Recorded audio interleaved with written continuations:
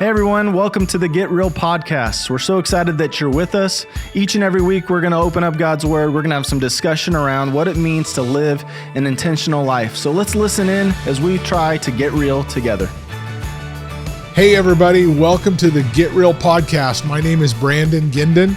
I am the senior pastor here at Real Life Ministries, Texas, and I'm here with my good friend and ministry partner, Lori Arnold. Hey friends. And we are just so grateful that you're joining us today on this episode of our series that we have been in on spiritual disciplines. And I want to encourage all of you that if this is your first episode of watching or listening to of the Get Real podcast, I encourage you to go back, check out others and share those with your friends. And even this week, I had a really encouraging message from someone in our church that's watching the podcast and how it's ministered to them and helped them in their walk. And so just encourage you to share this. And Lori, today we're going to be wrapping up this series that we've been in on spiritual disciplines. And this has been a fun one. We had our friend Shelly on here and talking about prayer, and we've looked at others such as Bible study, our devotional life, fasting and prayer. And now today we're going to be talking about a topic that is a spiritual discipline that's probably the more nebulous, maybe. It's a little harder to define. And I think it's a little bit different for all of us. And that spiritual discipline is rest. And what's interesting to me about that concept is it's one of the most talked about topics in Scripture. Sabbath, taking a sabbath or a Sabbath rest. And the Lord even commands us to rest. And I don't know, Lori, you can share what you think on this, but I'm terrible about it. If I was going to pick one and go, my goodness, sometimes that doesn't even exist. Yeah. And we should, as part of our spiritual discipline, have rest. The Lord wants us to rest, and busyness and being hectic and tired. In fact, I think if you ask most people, how are you doing today? The vast majority of Americans, their first thing they would say is, I'm tired. Yeah. I'm tired. And so many of you that are watching or listening to this today, if I was to ask you, how are you doing? Your default would probably be, I'm tired. Yeah. And so, Lori, the more I talk about it, the more you giggle and laugh. And so what are your thoughts on that? Why don't you kind of pick that up about rest or thoughts when you hear it as a spiritual discipline? Well, first off, I'm really excited because last night I went to bed at 9:15. Nice. And so I can say that, but that never happens. Yeah. But so though I was, as you were saying, I'm tired. I was like, am I tired? I'm actually still tired, even though I went to bed. And not just tired from sleepiness, but because we are so busy and there's so many things happening. I feel like I'm spinning a lot of plates a lot of the time. And this discipline is probably the one that I have to be the most intentional about. Yeah. Like there's intention in all of them. Like I have to be intentional, but this one, I think I would say that it definitely requires a different type of intentionality too. Just that getting quiet. We've talked some about that in the past. Sure. Yes. And, there's, like you said, people rest in different ways, and there are also different types of rest. When we say that word, it makes me think of more than just being tired and more than just taking a break. There's also we talked a little bit about it, but resting in the Lord. Yep. So, those are the things that come to mind for me automatically. It is definitely something that I could get better at. It's something I'm always working at, always, because I know that if I don't have the rest, either type of rest, the physical rest, that resting in the Lord, that if I don't have that, then I'm not going to be okay. I'm not going to be able to move forward in a healthy way. Right. Just not just physically, but spiritually, mentally, all of it. So it's very important. Yeah. And I think a couple things there that you made me think of is, I think part of rest, I think that we need to acknowledge can be based in how we're designed. So I'll give you an example. Like for me, I know the Lord has made me in a way that where I will push and go really hard for a season and know that I need to at some point stop. Now, sometimes Amber, my wife, she'll come to me and go, "Hey, I can tell you're wore out. You need to take a break." Yeah. There are signs. One of my friends uses the analogy, there's lights on the dashboard that start coming on that are warning me. I can tell that I need to take a break, step back. But I think it's important to recognize, though, those different types. Sometimes it's just a physical rest. I go through seasons where I don't sleep really well and know that I need to get physical sleep. That's an issue. But I think a big part for me is so much of my life is wrapped around problem solving and then leading and trying to be there for a lot of people and those kind of things, to where it's more of a maybe a mental, emotional rest, probably a spiritual rest. And so being able to identify those things, I think, is important, because I've had people say you just need to take a nap. And sometimes that's true, right? And that can help. Yeah. But sometimes I could sleep and it doesn't resolve it at all. Right. It's a different kind of rest. And you'd mentioned a rest in the Lord. Yeah. And so maybe let's step into that for a second. Is for you, what does that look like to rest in the Lord? To take that rest in Him, and what does that look like? Talk about that. Yeah. It's a couple different things. The first thing I think about when I'm resting in the Lord, I'm trusting Him. I'm able to just really rest and kind of breathe in, breathe out, and just get relaxed because I trust Him, because I know that He's got me held in His hands.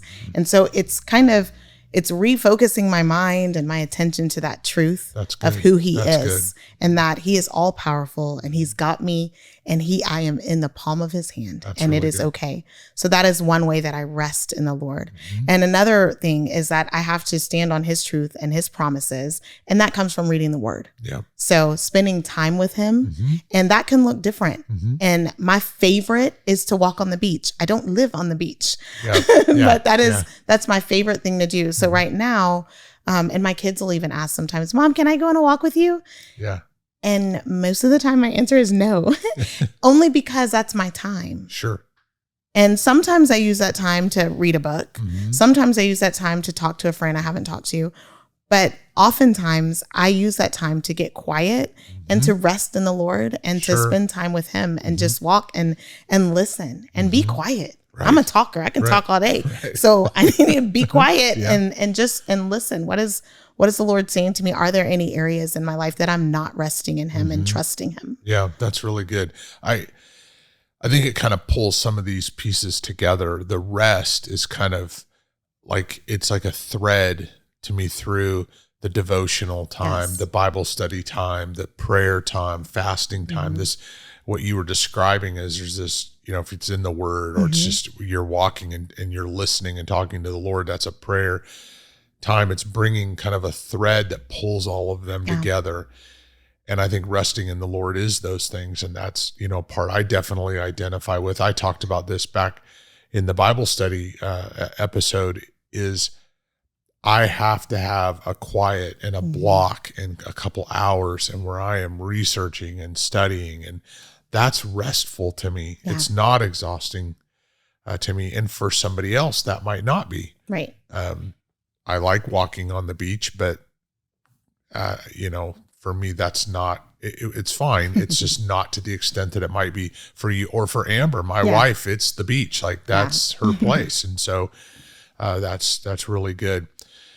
The other part about it that I think about, if we go to kind of biblically, and the Lord says, to Sabbath and to rest. And in fact, in Jesus, that's one of the main things that they attacked Him on, is they had turned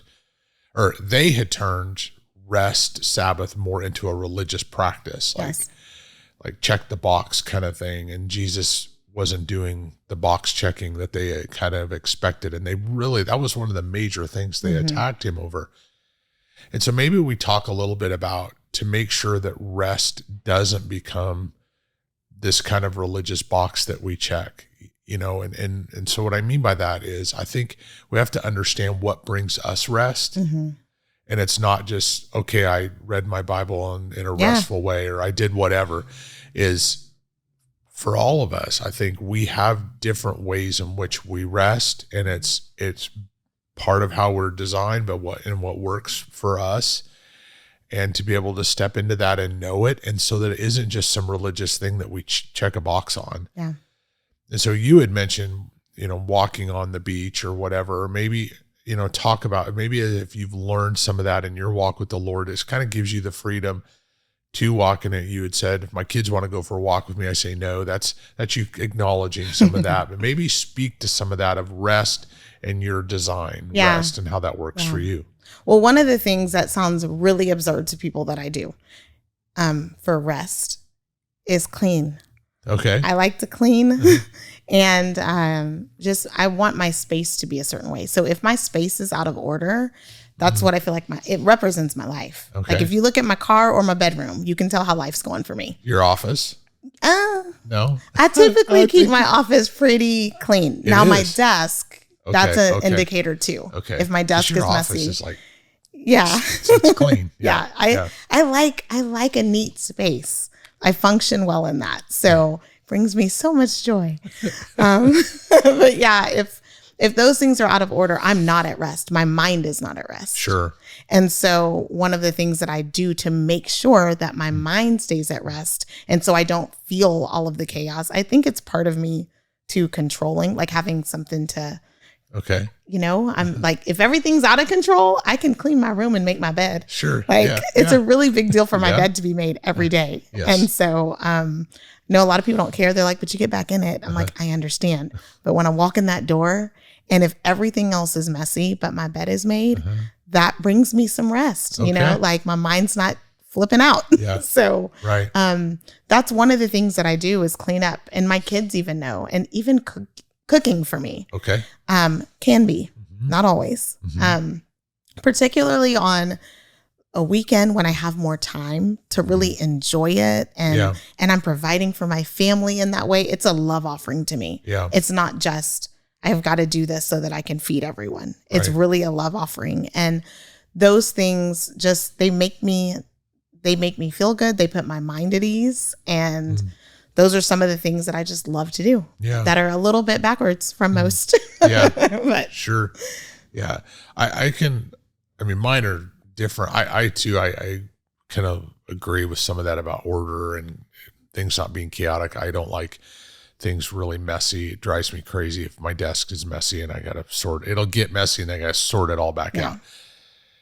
For me, here's something that I wrestled with when it comes to rest, and when I was growing in my walk with the Lord and going into ministry and all of those things, is I would look at other people that I really respected and knew what gave them rest. One of my really good friends, for him, what was restful was to get a group of people and go, do something fun and kind of, go like he loved being out on a boat on a lake with a group of people and all of that. Yeah. And that was really restful to him. It was refueling and all of those, and that's great. And I had other guys around me that rested certain ways, and I would try what they did. Yeah. And I thought I was less spiritual because, in fact, in some of those cases, it stressed me out. It made it worse.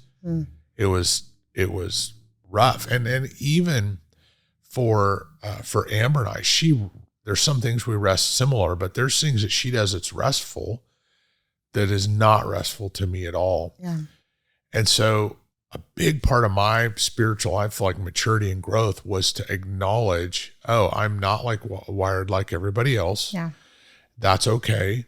And to go, what does give me rest? And to step into that and to go, no, this does. And so, for example, like for me, learning something new is restful to me. Yeah. Blows my mind. Yeah.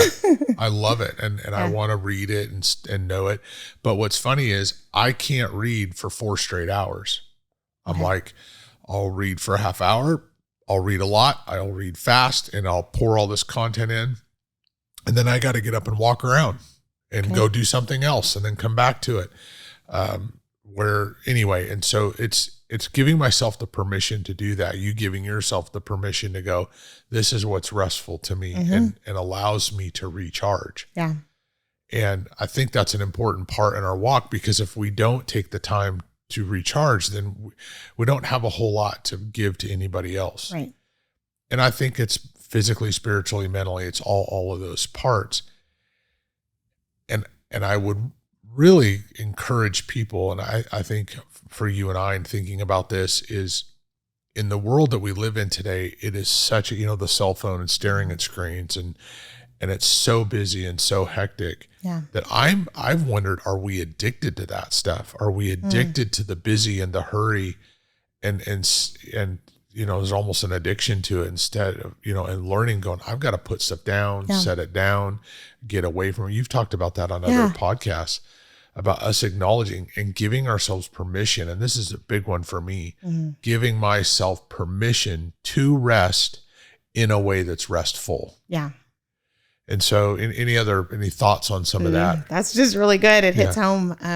I noticed about myself that if I have a free weekend, I get excited that I have a free weekend. Yeah. But then the minute that weekend gets there, I'm filling it up.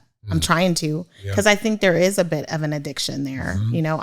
It's either that or I'm just used to it and it feels funny, which I think is just about the same thing. But it's a struggle. It's a struggle, and I have to be really intentional. There are times I've had to say it out loud, like, nope, Lori, you're not going to fill it up, for sure. And because it's very easy to do. And it could be with good things. Yeah. Things that are great, going and visiting people or doing this or doing that. And I've had to, and I mentioned this before, if I'm in the car on the way home from work, I don't always have to be on the phone talking to somebody. Right. Like even things like that, just being intentional with that time to rest and to spend time with the Lord, to get quiet. Right. I don't have to, I think we always want to be entertained as a society. Like that's what's happened with social media, and it's not all bad, but I look at my kids and there's a constant crave for entertainment. They don't even know how to play like we played when we were little and went outside for all day. Right. Till the street lights came on. Right. They don't even know what that means. Right. So, I think it's definitely been a huge shift. Yeah. And I think maybe a couple takeaways from that is you use the term several times, it means a lot to me, is that term intentional. With our rest, I would encourage all of you to think about, how can I be intentional with rest? And to be intentional means I need to know what is restful to me. Yeah. We need to know what that is, and it doesn't have to look like somebody else.